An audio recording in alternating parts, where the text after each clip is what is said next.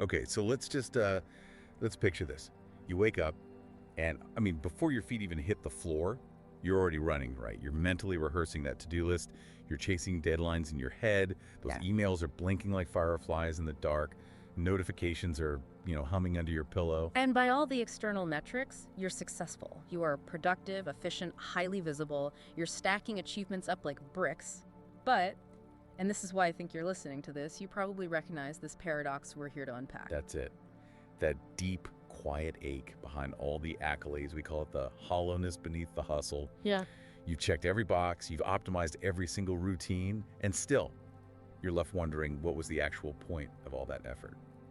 The more we do, the less we feel we've truly done anything meaningful anyway. And that conflict, that feeling of just constant output but no real fulfillment, that's the mission of this deep dive.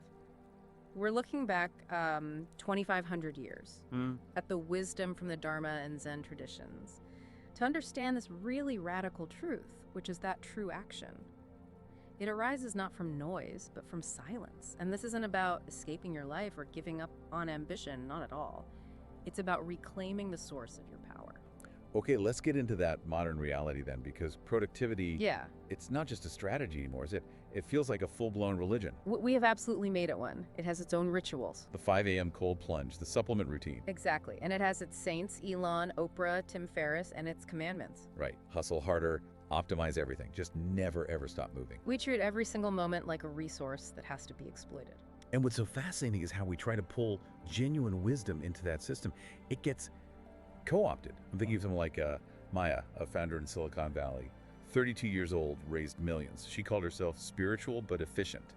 And she used her 10 minutes of meditation, her Zazen, as just another tool in the productivity arsenal.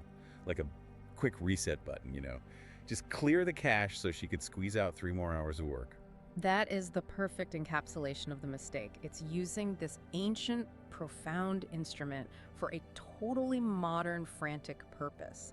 Because real mindfulness, the way it's taught in the Dharma traditions, it is not a performance enhancer. It's not a biohack to make you better at your cycle of anxiety. It is the radical act of stopping. Wait, let me push back on that, because this is where our listener who is ambitious gets stuck.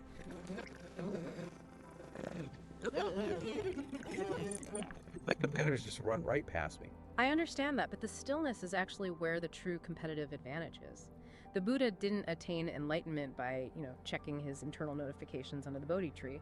He sat, he listened, he just allowed his mind to settle, like silt in still water.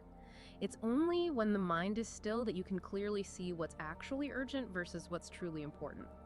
If your mindfulness is just a way to produce more noise, you've missed the entire point. You've just put a spiritual label on the same old problem. And this is where it gets really interesting, because the ancient wisdom is now being backed up by, well, modern science. Exactly. Neuroscience is confirming it. A mind that's in constant motion. It just can't perceive reality accurately. When we're drowning in that perpetual doing, the prefrontal cortex, the part of your brain for, focus and rational decisions, it gets completely overwhelmed. By stress hormones like cortisol. A flood of them. And creativity flatlines, emotional regulation goes out the window, and you end up mistaking this chronic urgency for genuine importance. You become a reaction machine. So the key is space. We have to challenge this idea that only measured time is valuable time. This sounds a lot like the Zen concept of Shoshin, the beginner's mind. Shoshin is transformative. When the mind is too full of expertise and expectations and all the weight of past decisions, it gets rigid. The beginner's mind is the opposite. It's empty, it's open, it's ready to see things completely fresh. So it turns obstacles into invitations to understand. Precisely. You stop trying to bulldoze through with sheer force and you start looking at the problem from a totally new angle. In this stillness, this space, this is what fuels real genius. I mean, we see with Steve Jobs, he credited Zen meditations, Zazen, for teaching him that simplicity is the ultimate sophistication. His innovation wasn't just technical. No, it was spatial. He understood that clarity needs room to breathe. He was instinctively practicing the Japanese concept of ma. Ma. I find this so profound because it's so counterintuitive to that Western impulse to just fill every single gap. It is. Ma is the gap, the space, the pause. It's the intentional use of negative space. Think of a traditional Japanese tea room. Its power isn't in the objects, it's in the emptiness between them. Or the pause between notes in a melody. Exactly. That pause gives the next note its impact. That emptiness isn't a void, it is potential. Our modern work life, choked with back-to-back meetings, it desperately needs ma. It needs gaps, pauses, breath. So how does someone actually do that? I mean, you can't just put sit in gap on your Google Calendar. What does creating ma actually look like in a high-stakes job? It's about designing a little bit of friction. It could be a micropause between every single meeting. You physically stand up, you look out a window for 60 seconds, and you just reset your mental slate. Or the email. Yes, intentionally waiting 5 minutes before responding to an email that triggers you. That small gap of ma, it prevents so much reactive chaos. So if we introduce these gaps, these moments of ma, how does the action itself change? Well, mindfulness, in its truest sense, is about being present before you act. It creates this silent interval between an impulse and your action. We call it the sacred threshold. That's where reactivity ends and a conscious response begins. And actions that are born from that space, Yeah. they have more integrity. They have integrity and they align with your actual values. You move from just doing because the schedule says so to consciously choosing. You stop feeling like you're being driven and you start feeling like you're the one driving. True agency.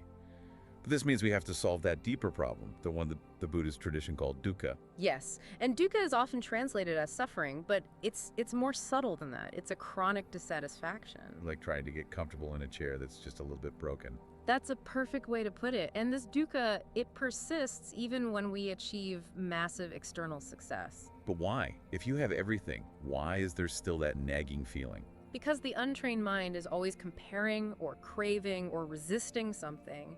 It's caught in samsara, the wheel of endless becoming. It thinks that the next achievement, the next promotion, that's the thing that will finally complete it. But the mind's hunger is a bottomless pit. And we see this at work as just Yeah. total fragmentation. Yeah. You're sitting at your desk, eyes on the screen, but your mind is everywhere else. Worrying about a meeting yesterday, replaying a conversation, planning next week. And that fragmentation is the enemy of effectiveness. Your actions become scattered, you make knee-jerk decisions, and this brings us to that huge paradox for modern achievers. The more you try to control outcomes, the less control you actually have. Because trying to control everything is just an illusion born from anxiety. Exactly. True agency comes only from presence. Okay, let's make this real. Tell us about Daniel, the hedge fund manager. His story really crystallizes this whole conflict. Right. Daniel was 41, running a very successful fund, making 7 figures, all the trappings. But he was suffering from debilitating insomnia and these severe panic attacks before every quarterly review. And he tried all the biohacks, I assume. Everything you can imagine. But they were all temporary fixes. The underlying anxiety was just eating him alive. It wasn't until he, very reluctantly, went on a 10-day silent meditation retreat that something finally cracked. Wow. 10 days of silence for a Wall Street guy? I can't even imagine the mental noise when he first sat down. It was, by his own account, torture at first. His mind was just roaring with trades and what-ifs. But around day 5, something shifted. The silt started to settle, and he realized a fundamental truth. His thoughts weren't facts. They were just weather passing through the sky of awareness. That's a powerful image. And he saw that his fear of a market collapse. It wasn't really about the money, it was about his identity. The question was, if I fail, who am I? His anxiety was just attachment to a false self. And he didn't quit his job and go live in a monastery. What happened when he went back? That's the key. He implemented just 20 minutes of silent sitting every morning. Not to calm down, but just to remember that silent sky of awareness. And the results were profound. His decisions got sharper, not because he was thinking harder, but because he was feeling clearer. He saw long-term patterns instead of chasing every little movement. And the panic attacks. They vanished because he stopped identifying with every gust of uncertainty. The insight here is so solid. Inner stability creates outer effectiveness. That's the highest leverage move you can make, stabilizing the interior. So how do we start building that? What are the actual tools for a chaotic Tuesday afternoon? We can go straight to the Satipatthana Sutta. It outlines the 4 foundations of mindfulness, and we can use them as real-time tools. Okay, give us the foundations and how to apply them. First is the body. When you feel overwhelmed, right before a big presentation, let's say, just ground yourself. Feel your feet on the floor. Feel your breath moving in your ribs. That simple anchor interrupts the thought spiral. Okay, so body first. What's second? Second is feelings. Observe strong emotions, like anger in a conflict, without immediately feeding them. Just notice it. Ah, a wave of irritation is here. Anger itself isn't the problem. Acting from it as if it's the whole truth is the mistake. I see. And third, Third is the mind. Notice your racing thoughts like financial anxiety as thoughts, not as prophecies. You are having a thought about going broke. That is very different from the reality of going broke. It creates distance. body, feelings, mind. And the fourth. The fourth is mental objects. Recognize comparison, comparing your salary or success to others as just a conditioned habit, a mental object. It's not objective reality. And you can choose to set that object down. Okay, so this brings us to the final hurdle. The belief that for ambitious people, spirituality and ambition are opposites. That to be Zen, you have to give up your drive. And that is the deepest misconception. The Buddha never said, don't strive. He said, don't cling. There is a world of difference there. You can pursue your goals with fierce passion, but remain unattached to the outcome. This is what's called right effort. So, effort without obsession. Yeah. Drive without desperation. Exactly. The desperation is reactive. Think of the Japanese samurai who trained in Zen. It wasn't to become passive, it was so they could act without hesitation or fear. A strategy born from stillness is always more resilient than one forged in panic. So you don't have to leave the world to find peace. You have to enter it more fully. There's that beautiful line from the Vimalakirti Sutra that the wisest disciple was a layman living right in the middle of the marketplace. The wisdom being, the lotus grows in the mud, not in the sky. Exactly. Spirituality asks you to engage with the world, not run from it. And this translates into what? Practical alchemy? It is practical alchemy. Every time you choose presence over panic, you're transforming things. A difficult sales call becomes an act of service. Your inbox goes from being a battlefield to a space for mindful connection. There's the story of Aisha, a single mother in Nairobi. She ran a successful eco-business. Yes, and she would meditate every morning on her tiny balcony just to remember why she was working. Not just for profit, but to honor the earth and her community. And she'd get pressured to cut corners for higher profits. Constantly. And when people asked her secret for staying true to her mission, she said, I never separated my prayer from my profit. My breath was my bottom line. Her success was built on that inner nourishment, not external depletion. Which brings us towards that Taoist concept of Wu Wei, effortless action. Do nothing and everything gets done. It sounds like laziness, but it's not. It's about aligning with life's intelligence. It's like a surfer. A surfer doesn't fight the wave, they align with its power. When you act from presence, your actions require so much less internal friction. And you stop measuring your worth by your output. You realize your true value is in your being. That is the sacred inversion. We're taught that success leads to peace. But the real, actionable truth is the opposite.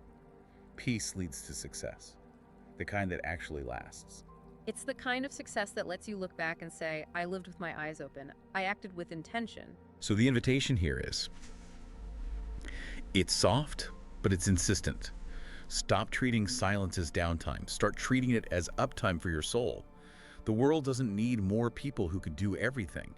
It desperately needs people who know why they do anything at all. And that quiet knowing is what we want to leave you with this week. Don't try to answer these questions right away. Just let them settle. If productivity without presence is just exhaustion in disguise, then what does regenerative success look like? If silence is the birthplace of true action, then what are we avoiding by filling every gap with noise? And if the lotus grows in the mud, then what might bloom in the messiness of your own life if you stopped running from it and learned to sit with it? Just water those seeds with your attention. The journey is just beginning.